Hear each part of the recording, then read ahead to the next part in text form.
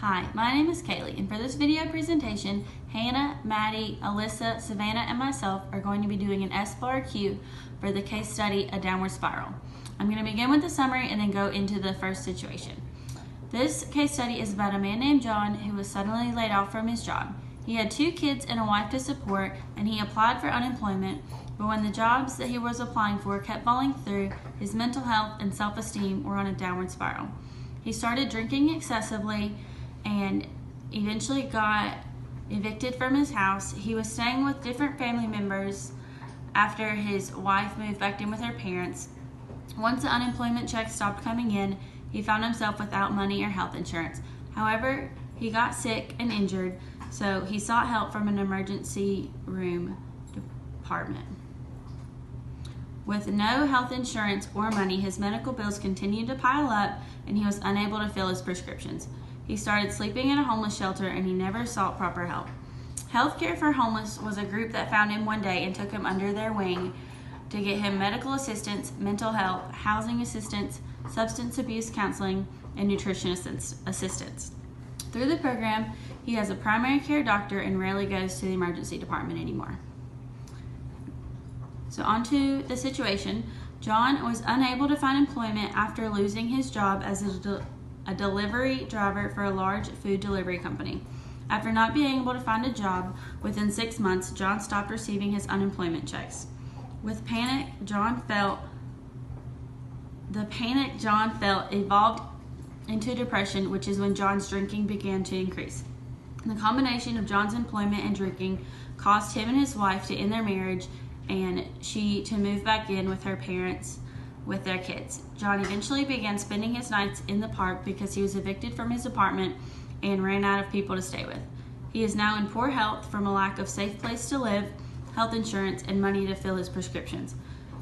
When he visits the hospital emergency room in search of treatment, physicians don't screen him for homelessness and discharge him back to where he came from.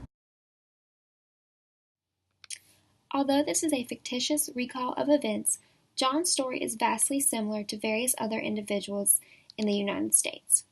According to data reported by the National Alliance to End Homelessness, nearly 554,000 individuals were experiencing homelessness in 2017, with the highest rates existing in Hawaii and New York. Majority of these individuals were identified as living in shelters or transitional housing, but many of them were living in areas not fit for human habitation. Of the people experiencing homelessness, almost 67% of them were single individuals, while 34% were families, 7.2% were veterans, and 7.4% were unaccompanied children.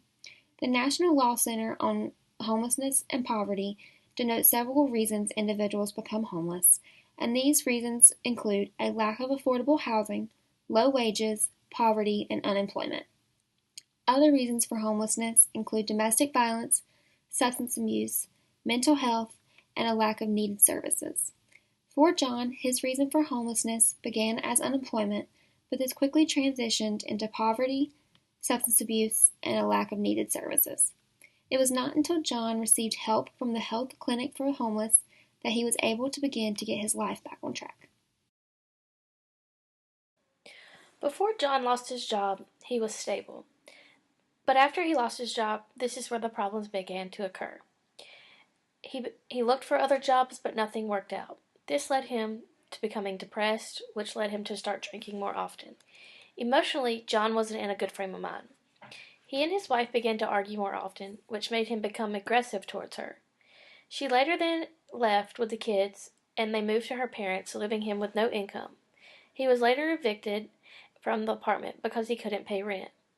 At this point, he couch surfed with various family members, but this didn't last long. They eventually made him leave. He became homeless, which took a huge toll on his body, physically, mentally, and emotionally. After many years of homelessness and emergency room visits from affections and illnesses, an outreach team called Healthcare for the Homeless found him in the park. They helped him with his illnesses and got him help through the HCH clinic for his substance abuse problems as well as his depression. A year later, John's health improved and he was in the process of looking for a house with a case manager. John is only one of many Americans who face homelessness daily. Homelessness can stem from many life situations like unemployment, low wages, and unaffordable housing. It is our recommendation that, like John, people use the resources around them.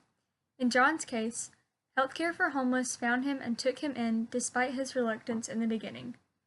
The National Alliance to End Homelessness suggests that people seek rapid rehousing, which provides short-term rental assistance and services. This housing is offered without preconditions like employment, income, absence of criminal record, or sobriety. Rapid rehousing connects people with homes they cannot find on their own. Another recommendation we have to end homelessness is increasing employment and income. Programs exist that help low-skilled, entry-level workers get hired into the workforce. Additionally, the Temporary Assistance for Needy Families assists low-income people in economic crises. Most homeless assistance programs can help homeless persons get set up with these services.